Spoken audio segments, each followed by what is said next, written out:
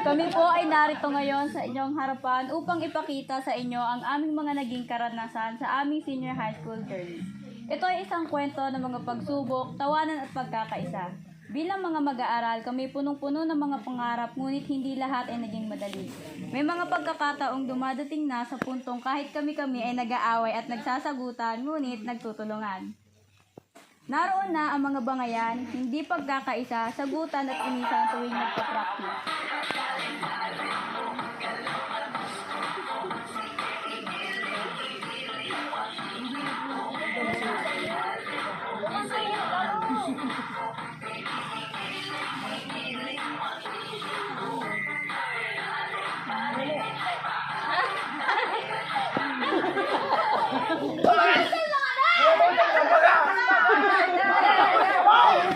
Dapat di sana ako mag-practice, di na ako mag-practice, maguruli na kita, biyo-biyo pa.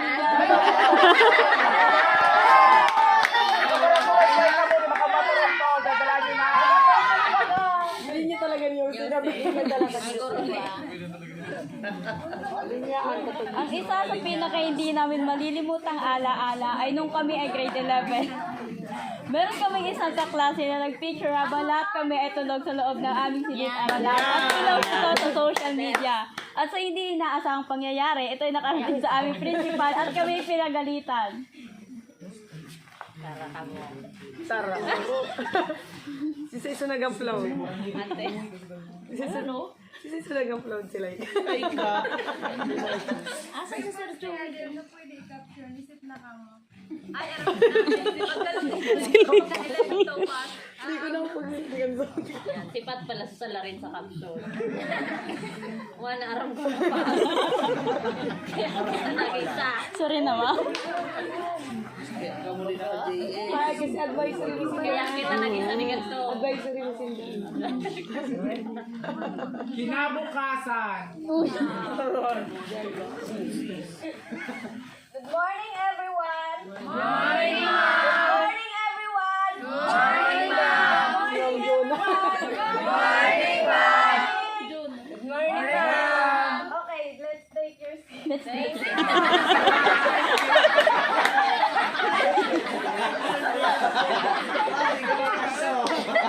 Iba nakasok. Good morning, sir. Mahilo po ka mo. Ito ang tatandaan nyo.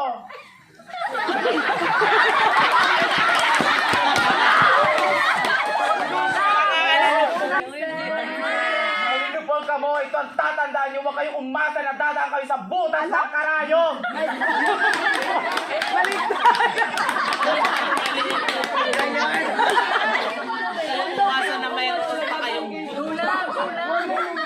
Bukod sa tawanan, sagutan at bangayan, meron ding malulungkot na alaala na tumatak sa amin. Siyempre, ito yung mga araw na kami nabawasan dahil isa sa aming kaklase ay napagdesisyonan na mag-transfer sa ibang eskwelahan. Isa yan. Si Dorina. Si Dorina.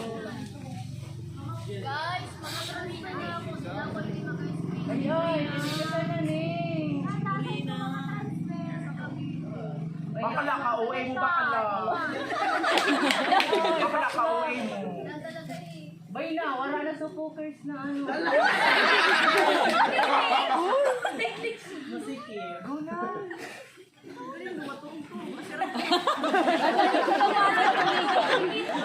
Nasa pag-aaral dahil hindi na daw kaya pang ihabol ang grades niya. Sige, meron na kayo.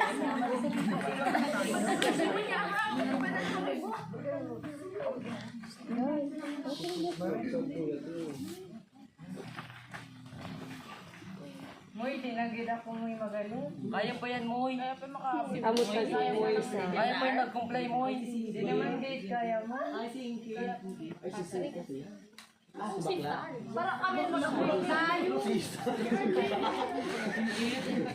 Lahat ng mga pangyayaring ito ay tumatak na sa aming puso at isip. Hindi man kami perpektong magkakaibigan, ngunit meron kaming tunay na pinagsamahan. Ngayon kami ay nasa grade 12 na at huling school year na magkakasama, mas lalo pang tumibay ang aming samahan. Pero syempre, hindi pa rin maiiwasan ng mga sagutan, iyakan at tawanan. Dumating na naman sa puntong nabawasan pa kami ng isa dahil hindi niya na din kayang ipagpatuloy pa ang pag-aaral. Meron mga pangyayaring nagkasabay-sabay yung mga project at outputs na kailangang maipasa sa tamang oras, ngunit wala pang nauumpisaan o hindi pa tapos. Umabot din sa oras na gumagawa na lang kami ng dahilan para bigyan pa ng kahit kaunti pang oras para gawin o tapusin ang mga hindi pa nagagawa o hindi pa natatapos na projects at outputs. Tapos na kamo ng pagi mo. Pakali kami nakapo! Kamo, men.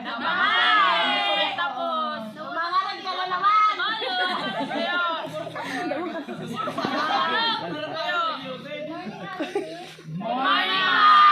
Dali na si Tigpagi ko sa inyo. Kumala ka na, ma'am.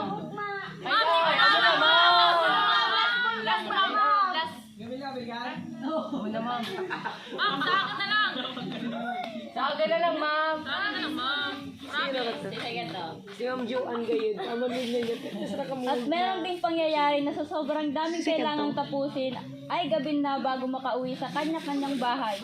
Meron ding iyakan dahil hindi alam kung ano ang sisimulan sa dami ng natambak na gawain. Anong oras naman? Alas 11 namin. Nanap na ako ni mama sa balay mo eh. Ang mukha din sa Baka lang, naman ka Sabi na kita na uwi. Okay lang yan, basta matapos ka sa project. Pirmi na sana ba? Kung gabi na sana. service ni. Mara sana sumay service, manay pa so, service na ako nagagi pa. Bis inreklamo siya. Baka na. Abang man sa imo ni, babur man gabi.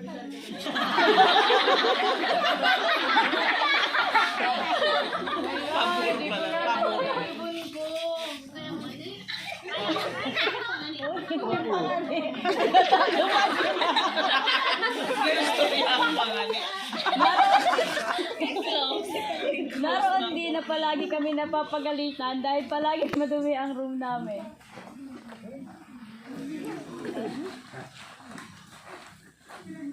Bakla. Bakla na kagagali ka mo nagarilin. Bala ka mo dyan. Amin please, cut na naman po kan area nyo. Ma'am, si Kami ka.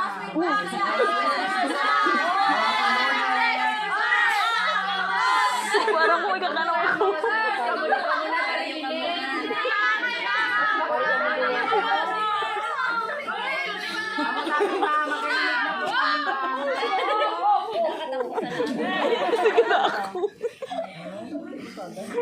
Hindi man lubusong masaya ang mga naging karanasan namin noong grade 11, ngunit sa pagpasok ng grade 12, mas naging masaya at matatag ang aming section dahil sa mga bagong karanasan at pagsubok na aming hinarap ng sama-sama. Sa kabila ng mga stress at pressure ng mga outputs at projects, ang aming pagkakaibigan at pagtutulungan ang nagbigay ng lakas at inspirasyon sa bawat isa. And at the end, ang aming section ay hindi lamang naging isang grupo ng mga estudyante, kundi isang pamilya na handang sumuporta at magtagumpay ng sama-sama. Kami po ang Section Amities. Maraming salamat po sa inyong oras at atensyon. Yay! Mag-graduate na kami!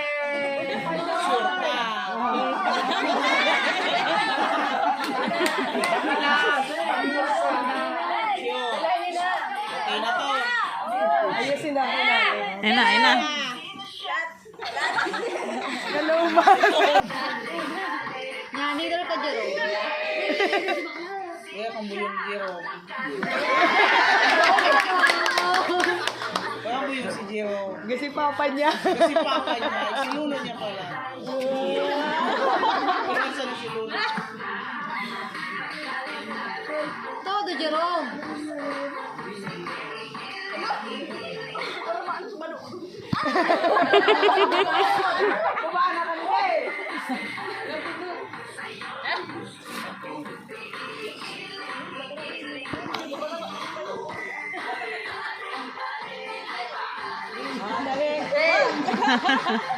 Pa!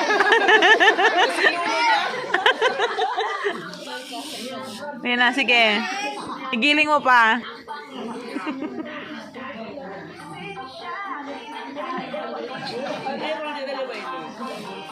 Errol!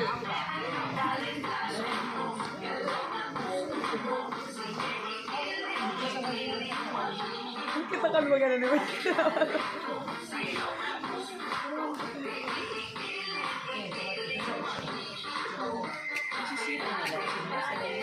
Seventeen na lang.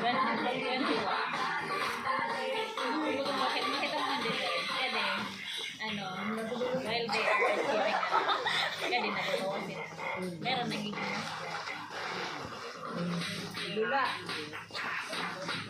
Ano ba mas mansi? Ay, si... Ano ba? hindi nang naman. Gusto ko lang t-shirt root. Tayo mo si Eder. At isang sa front. Kaya din naman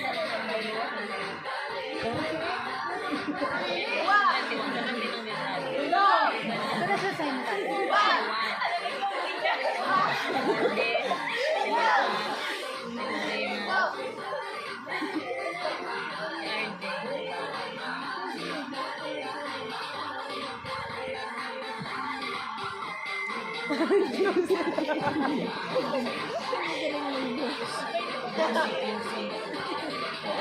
Nagkaroon ng sinila. Yay!